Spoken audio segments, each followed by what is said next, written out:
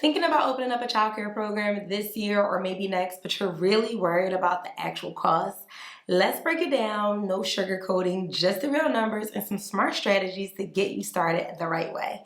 Let's get into it.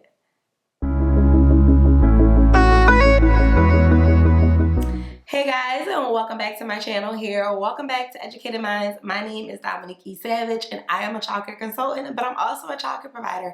And in this channel, we talk everything childcare, from startup to opening to all the things that you need to really get you successful in your startup journey. So if that is what you're looking for, definitely make sure that you hit that subscribe button and you put on that notification bell so you know every single time I drop a video. Let's get into it because today I really want to talk about the true cost of startup, okay? And I want to dive into it because you guys are constantly always asking me on the channel, what are the numbers? How can I know this? How can I know that? And I always say, like, there's no exact real answer because depending on your size, your square footage, all of those things, and I'm going to get into that in detail.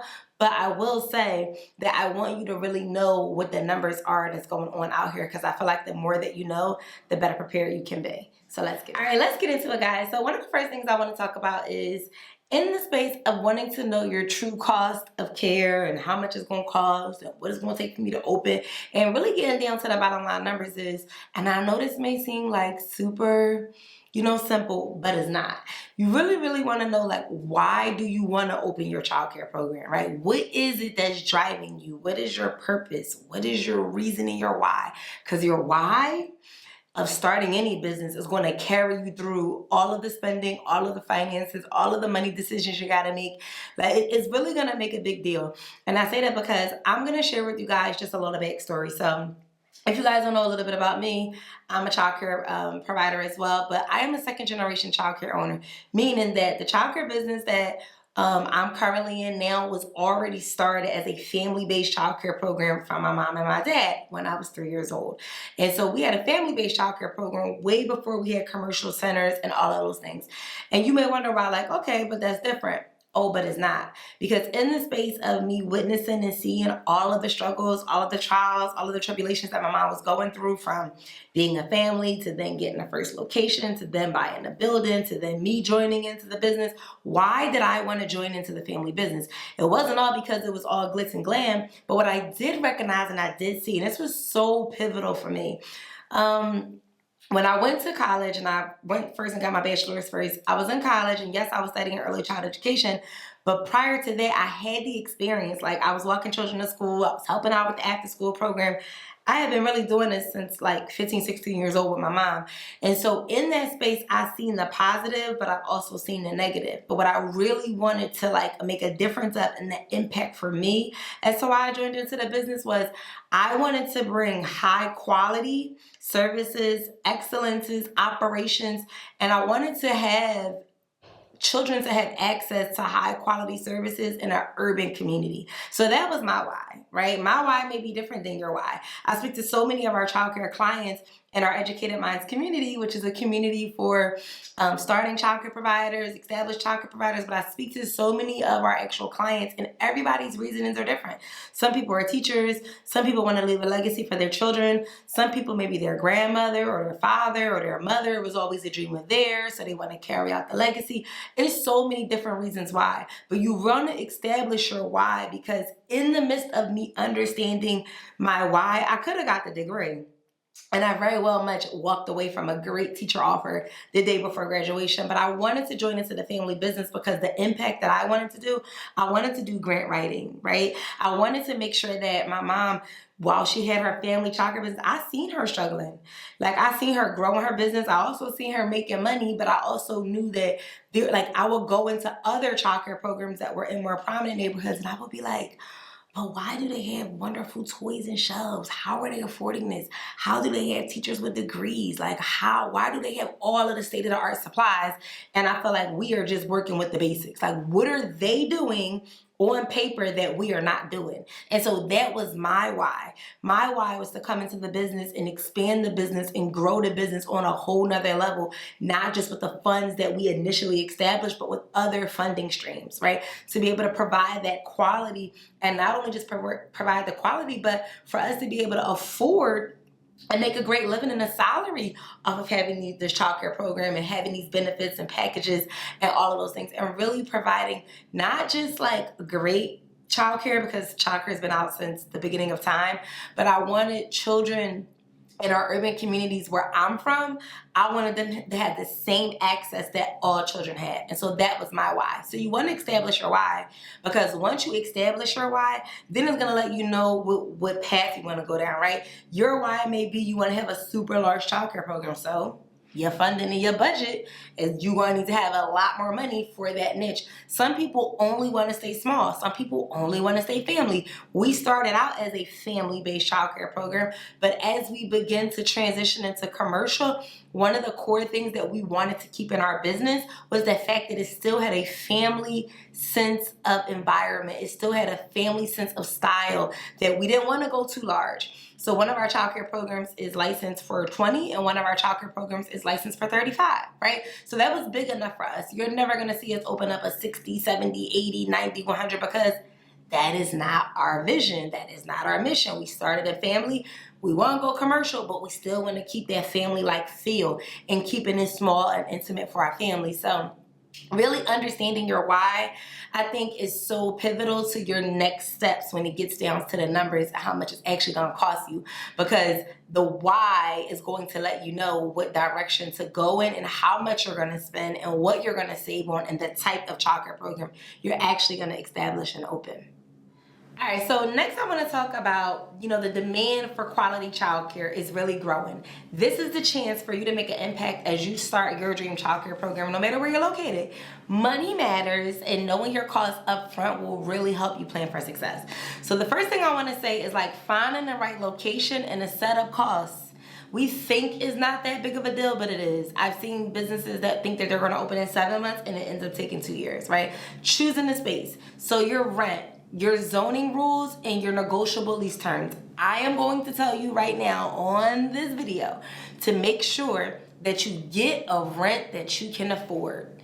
You get a rent that you can afford even if you're behind a month. And you may be like, oh my God, behind a month, but it gets very real. So here's an example. I never forget when we were shopping we had 2 childcare programs, and we were in the process of opening up our 3rd childcare program. But this particular building, we weren't going to own the buildings. We were just going to rent the building.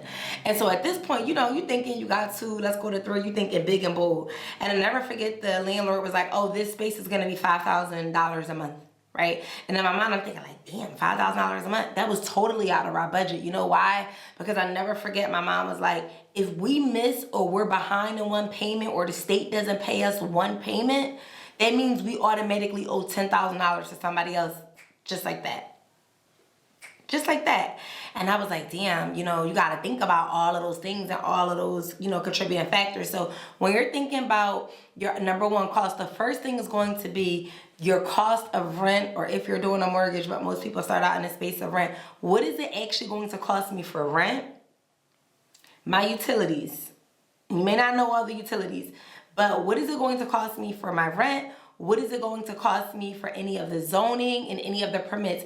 Those are your biggest numbers up front. Here's an example. Most people, when they are getting a building and they're getting a rent, most people want what? First, last, and security. So if you choose a building that is $5,000 a month, first, last, and security is 5, 10, 15. That's $15,000 to put down just all by itself.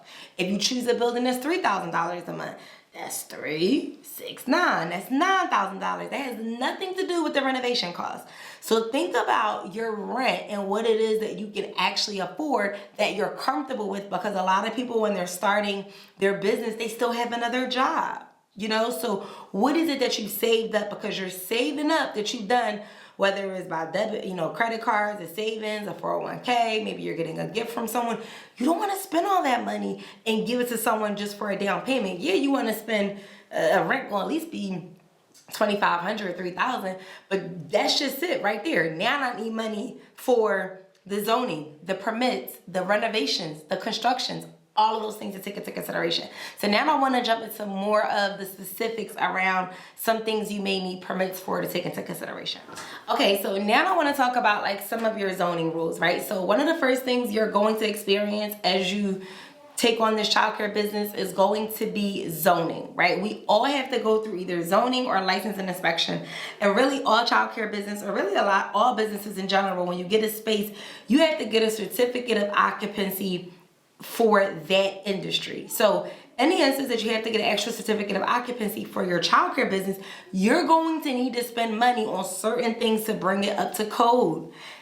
That has nothing to do with the rent and the down payment that you get a landlord, okay? So you're going to need money to like install certain bathrooms. Maybe you need a certain type of sink. Maybe you have 2 floors and you need an egress or exit. Maybe you need to install a ramp in your childcare business because you have to have wheelchair accessibility, right? These are all things. Maybe your person comes in and maybe you get a courtesy inspection from the state and they say, oh, this panel box is super outdated. You need to install a new electrical panel box. These are costs, like these are the first costs that you literally see in your business. And those could now range anywhere from, I'm going to say a minimum at least $3,000 up to $10,000. And I'm being very real. I'm not going to sugarcoat the video because especially in this economy, with the way stuff is going, it's going to be costly. So again, let's go back. Let's say that you have on average, you need to get, you know, your electrical panel box maybe done. Maybe you need to add an egress and a ramp. Those are like some basic things if you can't just enter the building. We're looking anywhere from $3,000 to about $7,000, $10,000 max. I'm gonna go $10,000 on the basic renovations because those things really cost. You may also need someone to draw you up sketches. I just had a consultation call with one of our VIP clients, an actual coaching call, and the cost for architectural designs was $2,500, and she has 2 floors. Okay, so we're looking at anywhere from $2,500 to $10,000, but we're gonna factor in $10,000, especially if the building that you get is not already a child care program, right? Meaning you're doing a full flip build out, meaning maybe it was a store that you're making it a child care program. So we're at about $10,000 there. So we take the nice $3,000 that we had, that we needed, times 3, which was 9, okay, plus another 10, just bringing the building up to code on the high end, because you always want to be high, you know, be saving. We're at about a solid $19,000 just to get in the building, secure the building, take it off the market, and bring it up to renovation code based on whether it's, you know, really outdated or like not that outdated. But we're in that $19,000 range. And this may be, you know, on the high end for you, but you want to be able to be prepared for that. If you have leftover money, then we're going to go into the next thing that we're talking about, our permits, right? And state fees. And then you got to pay for inspections and the application fee for people to come out and do the inspection, right? So that's where we're in that like $19,000 range. And this is a nice number. And I'm going to say that this is for a building or a program that maybe you're looking to license anywhere between 20 to 35 children. And I'm being rough in the light numbers. I do want to throw out there though, super important that in this space, based on how much square footage you acquire with the building, you are either going to need multiple exits or you are either going to need an actual sprinkler system. Sprinkler systems, they're very pricey. They're again another $7,000, right? So the type of building, which goes back to your why, is going to be so pivotal as you begin to choose the type of program. So as I talk about so much in our Childcare Startup University course, for all of our aspiring childcare providers, check it out. We definitely offer a YouTube code for all of our YouTubers that's watching here. But I talk about starting small.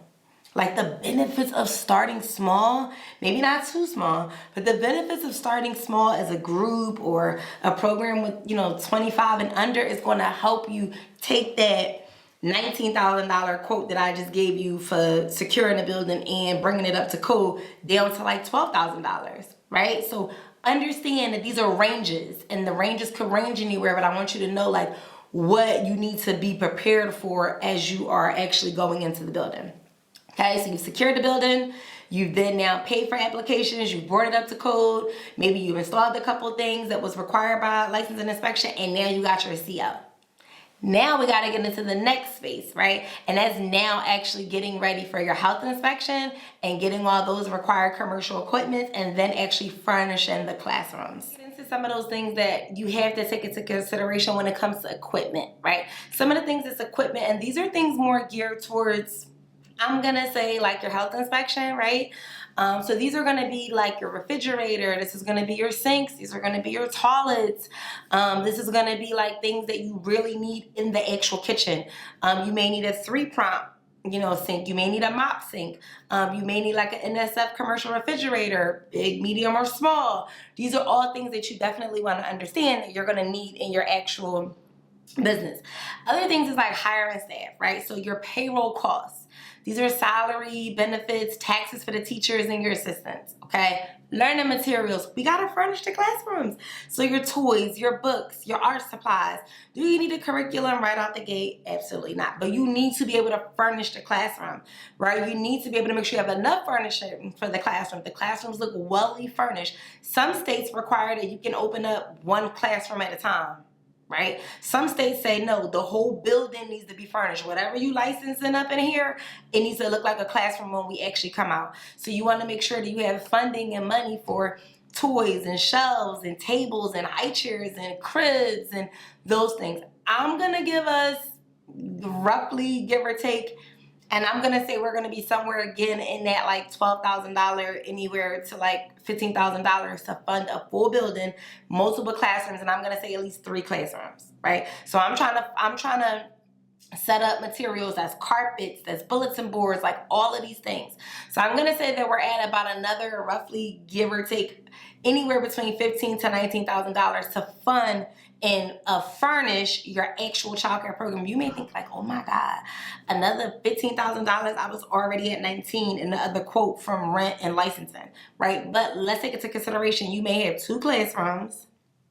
We need tables, we need chairs, we need toys, we need blocks, right? Okay. We also need cribs. We need mats for them to sleep on. I might have a backyard. I got to put the play grass down in the backyard for them to be able to play. I got to buy a couple of toys to put in the backyard. Don't got to be nothing substantial, but I need stuff back there. Okay. I also, at that same time, while I'm in this, I got 2 classrooms and I'm doing the same thing. Your classrooms on the way that they look on day 1 is not going to look like that in year 3. But you don't ever want an inspector to walk in and your shelves are like basically empty. Okay, they don't gotta be full to cap max, but we need some stuff in there like we're started and we're ready.